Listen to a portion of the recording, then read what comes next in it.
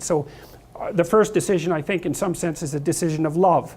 You're going to decide that being is worthwhile and that you're going to work for its betterment.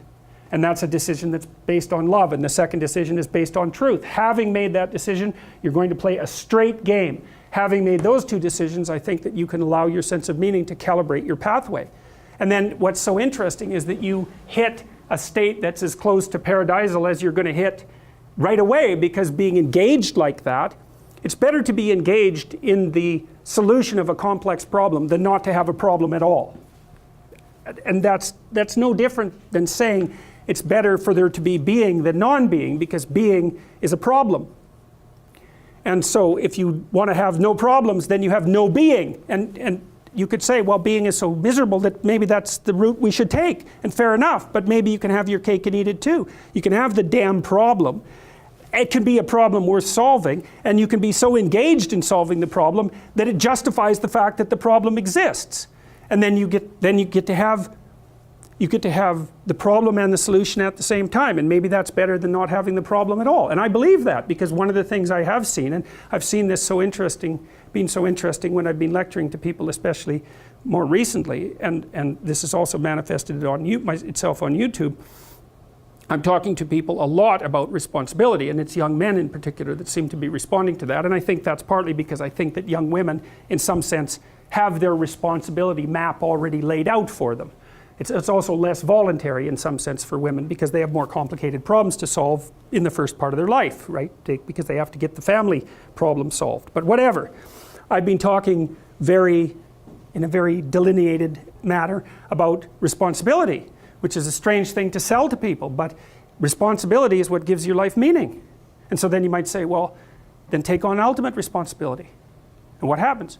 You have an ultimately meaningful life. And then you might say, well, if your life is ultimately meaningful, it doesn't matter if it's punctuated by tragedy or even predicated on tragedy. It's worth it. And I think that's true. And everything I've seen indicates to me that's true. Every time I get my clients to take on more responsibility, and it isn't an injunction. You're a bad person, you should take on responsibility. It has nothing to do with that. You can define the damn responsibility. It isn't something that someone else should impose on you. It's not a matter of doing what you should do in some abstract manner. It's not that. It's the choice of what game you're going to play. And you can play the game of the seeker, I would say, and if you play that game, then everyone wins. And it's the best game you can play.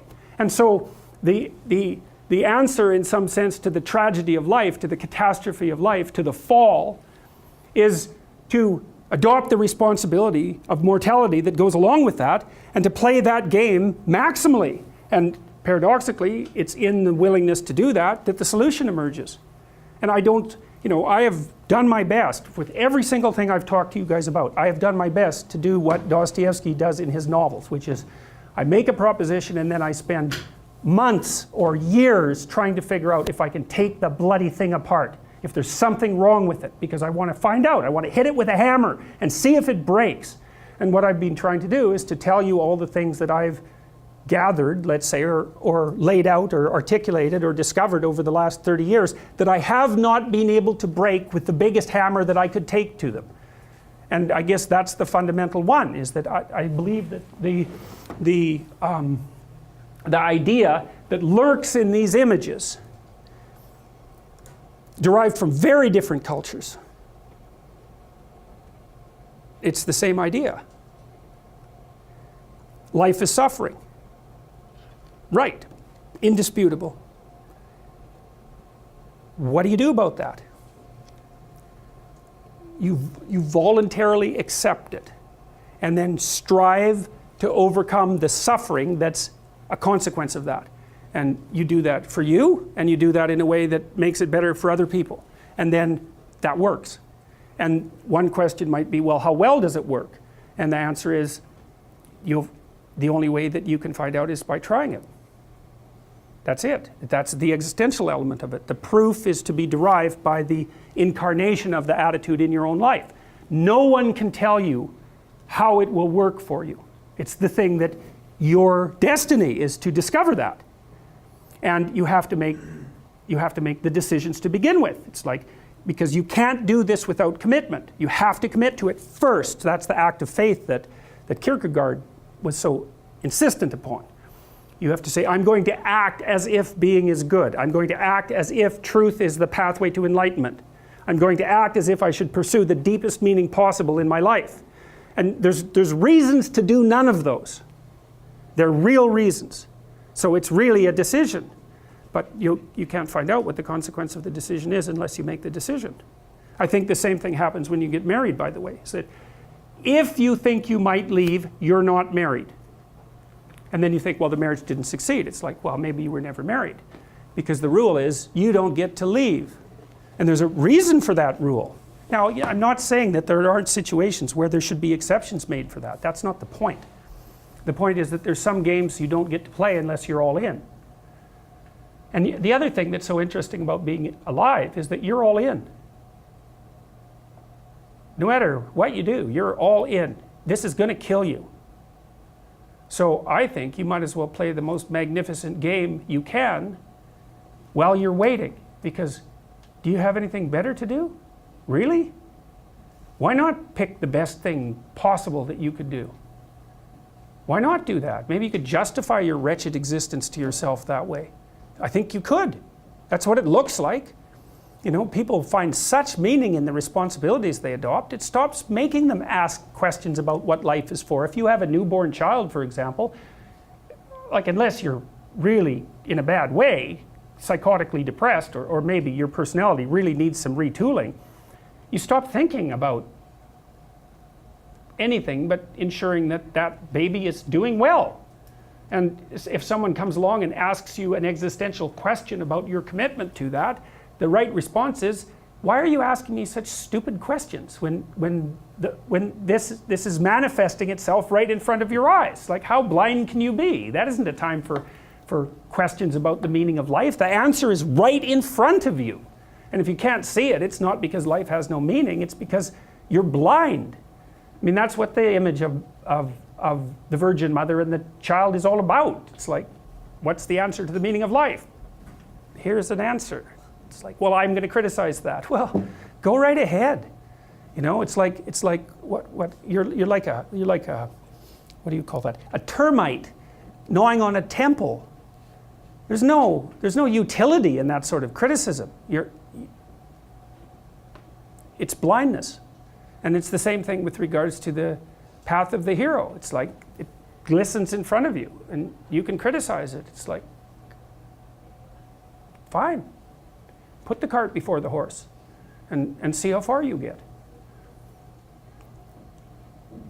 So I thought, to bring full closure to the class, I was trying to solve this terrible puzzle that confronted me and many other people about how it was that human beings got themselves in such a tangle about what they believed.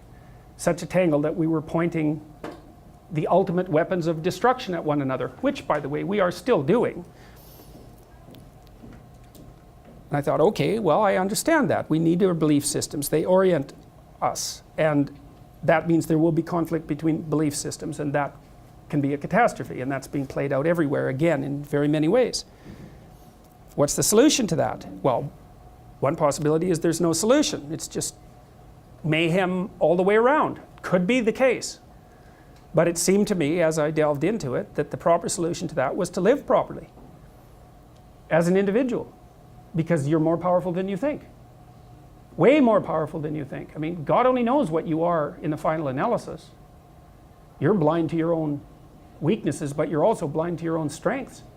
And so then I think, well, if you got your act together, it'd be better for you, and instantly it would be better for your family, assuming they wanted you to get your act together, and not everyone does, and then it would be better for the community. It's like, how far could you take that? If you stopped wasting time, and if you stopped lying, and if you oriented yourself to the highest possible good that you could conceive of, and you committed to that, how much good could you do?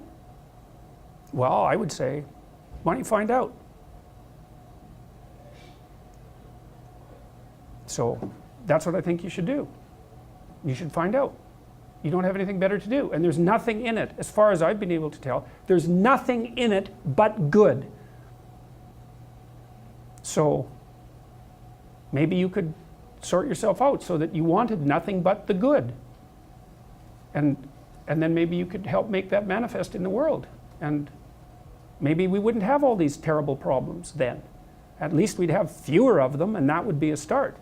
So it's the answer to the problem of humanity is the integrity of the individual. That's the answer. So, and states that are predicated on that realization are healthy. So, and states that aren't are doomed to stagnation and catastrophic collapse. And personalities that are predicated on self-tyranny and the tyranny of others are doomed to collapse. So, and then you think, well, what's the barrier? And the barrier is, are you willing to accept the responsibility? And part of the answer to that is, reduce the damn responsibility until it's tolerable. You don't have to fix everything at once. You could just start by fixing the things that you could fix. Or you could even do it more. You could do it with even less self-sacrifice. You could start by fixing only the things that you want to fix. God, you can get a massive way that way. So do it. See what happens. That's what you should have been taught in university right from the beginning. It's like, aim at the highest good. Tool yourself into something that can attain it. And go out there and manifest it in the world. And everything that comes your way will be a blessing. And so all you have to do is give up your resentment and your hatred. I know that's a hard thing to give up because you have plenty of reason for it.